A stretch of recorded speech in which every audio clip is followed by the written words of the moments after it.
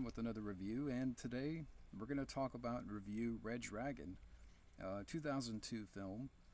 And the plot here, Edward Norton's character in the film, he's this FBI agent who comes out of retirement, and because of a near fatal encounter with Dr. Hannibal Lecter, now you have a new killer known as the Tooth Fairy, who's going around and killing victims.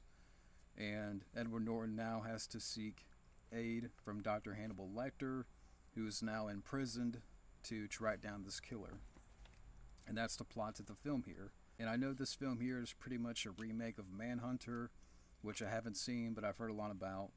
And the film here is directed by Brett Ratner. And for me, when it comes to Brett Ratner, it just depends. I love the first two Rush Hours, which he directed. He also directed The Family Man with Nick Cage, which is a good movie. X-Men 3. I don't mind. I know a lot of people don't like the film, but I don't mind it. The screenplay here is by Ted Talley. The score here is by Danny Elfman. And the story is set before Silence of the Lambs. And so it is a prequel and at the same time a remake. And the cast here, you have a good cast. Edward Norton in the film, he's fine, but at the same time, he's kind of going through the motions here a little bit. He's a great actor. Primal Fear is a great movie. I liked him in The Incredible Hulk, and so he's done some good stuff. But really anybody could have played this part. Anthony Hopkins is good, but for me, I think Hannibal works best when he's used sparingly. Harvey Keitel, you don't have Scott Glenn come back, but you have Harvey Keitel as the Crawford character, so they recasted that character. And I think Harvey Keitel's a great actor, but for me, I think Scott Glenn did a better job with that part.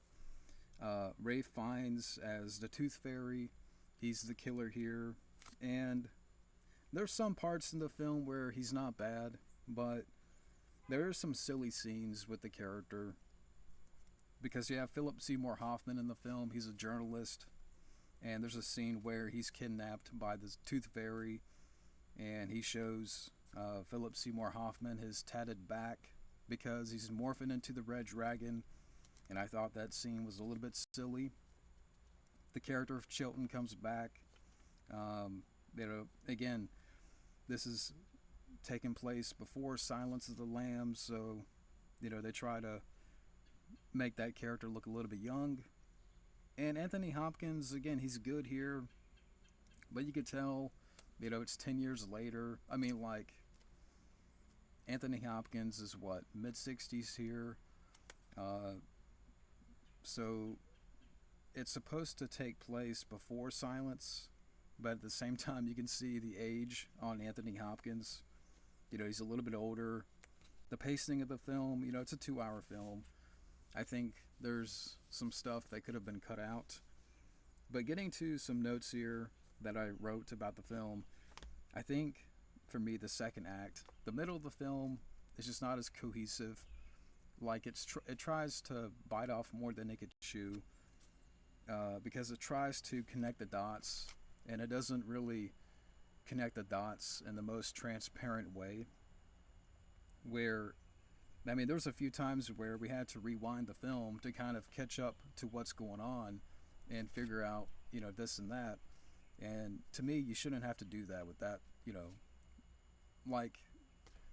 and it just kind of got a little bit convoluted, just unorganized in the second act, where they try to, again, make you connect the dots in the most muddled way. There's this character, this blind woman that falls for the Tooth Fairy, and then later on, she tries to escape this house fire.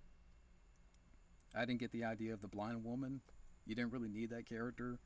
Edward Norton, his character in this movie is invincible, because in the opening, he's stabbed by Hannibal Lecter. And then at the end, he stops the Tooth Fairy, but in the process, he's shot 3 times. He still lives. So Edward Norton's character is invincible here. Uh, and the film just tries so hard to be Silence of the Lambs, and I think that's a big problem with this movie.